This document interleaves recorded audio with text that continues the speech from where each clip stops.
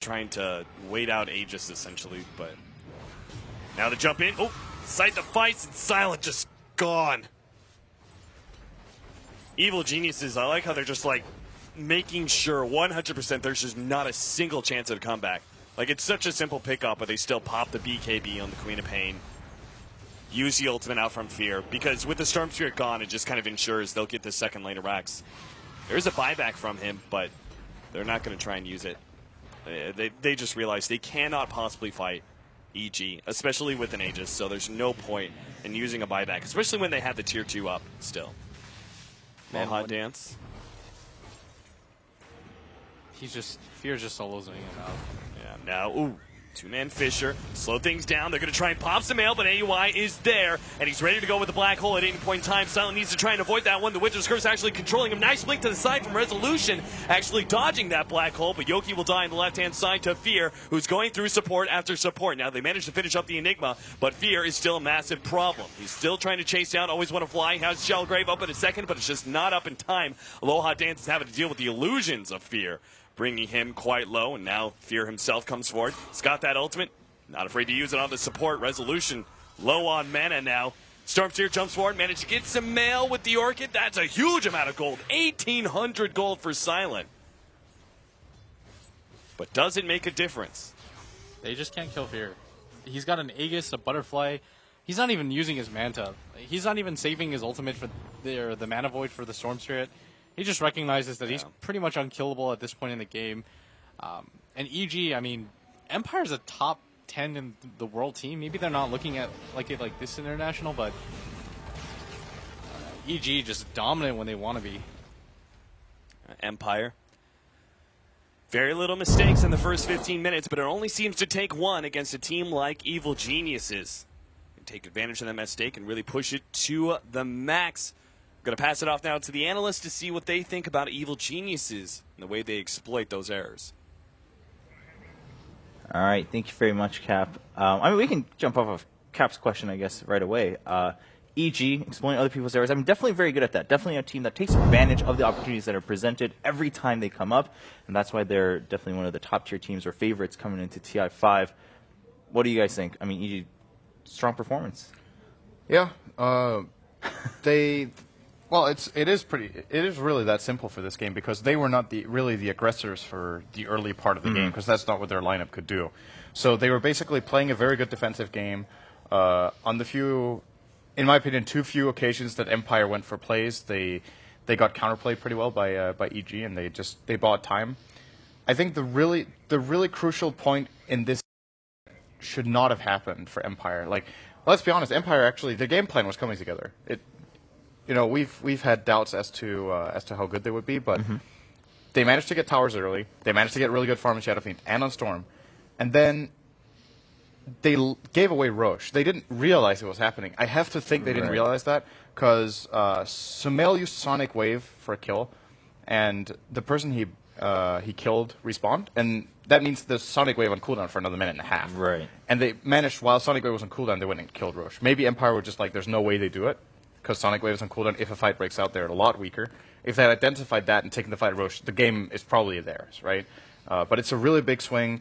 They get to play with a lot more confidence because they have the Aegis on Fear, and just buy a lot of time. And in addition to that, I have to mention it because it's my favorite thing to hate this TI. Storm Spirit went Bloodstone first, again. And you know, that's the build my friend taught me when I first learned Dota 2-3 years ago. Is he still your friend? We'll talk about that later. Okay. All right. This game, they're playing a map control lineup, right? They have Night Stalker, they have Storm, and they have a farm Shadowfiend. They want to pressure the map and disallow the Anti-Mage from getting into his jungle and farming. If they have an early Orchid on Storm, say minute like 14, 15, I think that's when he could have had it. They can put so much more pressure because the Night Stalker and Storm can just kill anyone. But instead, he goes for a little bit more of a farm build-up. That's exactly playing into EG's hand. That's what Fear wants. And as Ben said, the nice thing about the Bloodstone is then the Mana Void does 500 more damage. So, you know, I really disagree with that choice. I know I'm harping on it a lot, but I think especially in this game where it's definitely the game plan for Empires to play aggressive, they have to itemize aggressively too, so that they can accomplish their game plan. And the Midas. The Midas too. Yeah. Which hero went minus? Night Stalker? The Night Stalker, yeah. Yeah, I definitely, yeah. He went Night Stalker building into Ags. I also don't think that was that great of a build this game. Night Stalker is generally great with Midas because you don't farm so well and you want to become relevant mid-late game. But how about early high-impact items so that, once again, you can gank and take the objectives? Maybe a Vlad's, maybe an early BKB, you know? Maybe, I mean, yeah, you say you're harping on it, but oftentimes it does sound like for very good reason. We can continue talking as we take a look at one of the highlights. Of course, this one, I believe, where EG wipes Team Empire. But going forward, let's talk about that a little bit. Why do you think we're seeing that? I mean, I'm just going to assume Habit come up from so many different teams, but it's not just Empire that's been doing that build on Storm, or let alone just on other heroes too, always aiming for the late game build. It's just a safer build, I would think, just because people don't like to die very often. It's somewhat similar to like Dazzle maxing Poison Touch, or even putting any points into Poison Touch. It's an aggressive build, but if you aren't playing aggressively and you're just farming, it won't pay off at all. And again, you have to be like very confident that you can take fights. This fight, I actually thought Empire were doing very well at the start, but then NTMH kind of cleans up everyone. They started off with a kill on. They started off with a kill on Bounty, but and I thought EG's position wasn't that great because a few of them were sieging the tower and a few of them were fighting at the T3. But Empire is a little weak at this point. I also don't think that the first blood should have happened. It was a Queen of Pain versus Shadow Fiend matchup, and Sumail kills him very early on. And we've seen like Queen of Pain plus Spirit Breaker unable to kill Shadow Fiends, and I mean Shadow Fiend can't do anything in that sort of matchup. Like, you can go back to the jungle, but if you can't like feel safe about double raising out the lane versus a solo Queen of Pain, and then Bounty Hunter doing his thing, like, you're just gonna not have a great game. Yeah, for me, that like the previous game, when we were having the game of eHome versus EG, we said afterwards, after the second game, eHome just was able to hold off the fight, and then they went for it, and then they could end up the game. And it felt like Empire was aware that EG needed to delay the game and needed to wait for that perfect moment, and they were kind of skeptic of when that perfect moment was going to be, so they didn't seem to be confident enough to, when they should have been more confident and actually take more objective and take more fights and get those kills going, they didn't seem to have the confidence to actually go there and actually take those kills, and maybe already expecting that EG was going to come back. And that's very anti-Empire-esque, because normally they are the confident team, they are the team that finds the kills and keeps on fighting and then just rolls through. But it seemed like they were their own enemy in this game, and I think that like EG just plain out outplayed them. All right. Well, okay. So we had a bit of a different call here. So now waiting for game 2 here for EG versus Empire. I mean, do you think it's just their gears are kicking in really slow? Because you were saying, well, we saw progress from them, right? They did still get the early pressure they wanted, even if they didn't build for it. But going forward, do we think in game 2 we'll at least see a little bit more progress? I don't really feel like this is progress. That's the problem. Because, to be fair, what they needed to do in this game on the level of play they are is pretty straightforward. So the part of the game they played well was the easy part, right? They have a lineup that's flat out just better in the early stage, and they have a lineup that will take the towers. And you saw the reason EG didn't fight for them was that EG identified, okay, this is not a fight we can win, or maybe there's a 10% chance we win if we get like a perfect combination, but the risk reward is just way in Empire's favor. So we are not even going to take the chance.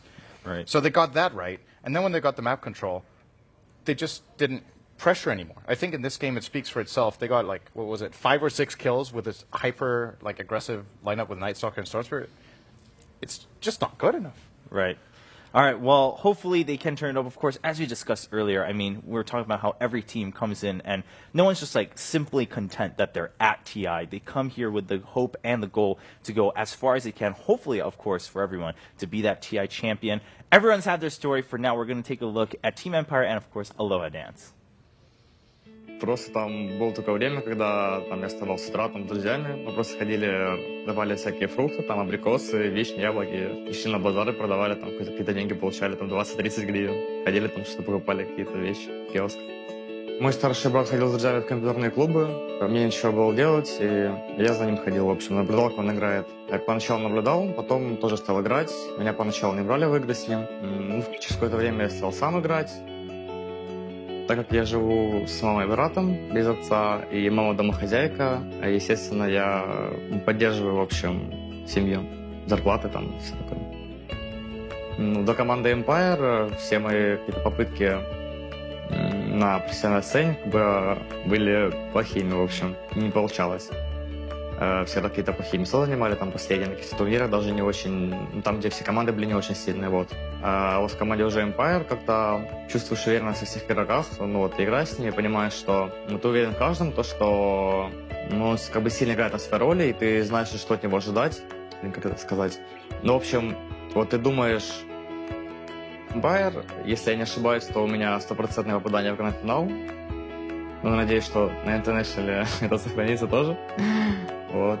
Ну и до Empire все мои попытки были ужасны. Вот. Dota дала мне возможность посетить много красивых мест. Начав Dota, я успел посетить такие страны, как Германию, США, Россию, Малайзию и Китай. Ну, мне нравится видеть новые места, смотреть вообще на окружение в других странах. Пока что я еще не особо много путешествовал, только начинаю. Но вот, допустим, последние турниры я уже понимаю, что дома я уже почти не бываю, там скучаю за домом, уже нету времени как бы вообще почти дома находиться, постоянно какие-то перелеты, переезды, но это уже начинает становиться тяжело со временем. Я живу в Харькове с мамой и братом в 4-комнатной квартире, начал работу с 7 лет. Теперь, когда я стал зарабатывать на доте, моя мама стала меня поддерживать и поняла всю серьезность этой дисциплины. Для меня семья очень важна, я люблю свою маму и очень хорошие отношения с братом, всегда поддерживаю отношения. Для меня семья это очень важно.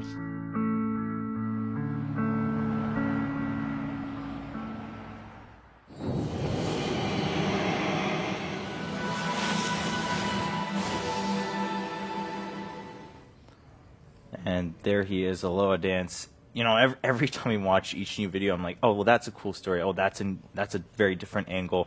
But every time, I feel like there's just another punch to it, another one that really hits you in the feels, as we like to say. I mean, Aloha Dance saying, I mean, to him, this is actually a very personal matter. It's not simply a matter of pride or ego or just wanting to prove that he's good, but it holds a lot more meaning just to him and his family. And I think, again, you can't really belittle anyone's motivations to come to TI and want to do well. Everyone's got a very solid reason or motivation to do so, the drive that gets them there, and hopefully we do see at least a much better showing from Team Empire regardless of result in this Game 2 versus EG. As you just caught a glimpse of it, the draft is already underway, and Undying coming out as a pick for Empire has slipped through now and then throughout the day, but this time turning out to be a first pick. Not entirely unsurprising to see Queen of Pain again picked up first for EG. And again the Disruptor ban out as well. I do like the Undying on the Empire though, it might force them more to fight. It doesn't allow them to try and be passive or to try and play for late game, so to speak, as they did last game in the end. So maybe this is the push they need to get that ball rolling. I was actually, your exact choice of words was what I was thinking. They're forcing themselves to fight. That's what it seems like. Undying Bloodseeker first. You can't really just get too comfortable with just sitting back and letting the game just play out, right? So I don't know if they felt like there was a puzzle piece missing in the last game to being able to push. In my opinion, there wasn't. I think they had a really good hero composition and they got the start they needed. But maybe just for the sake of their own confidence, just making it even more obvious how the lineup needs to be played for them, and just really, in my opinion, going back to their roots. I think one of the heroes that really brought Empire to the top of Western Dota was Undying. They are exceptionally good at playing around this hero. It really sets the tone of the fights very early in the game. Why not Bounty Hunter for and instead of Bloodseeker? Or? Instead of either of those. I think probably Bloodseeker I would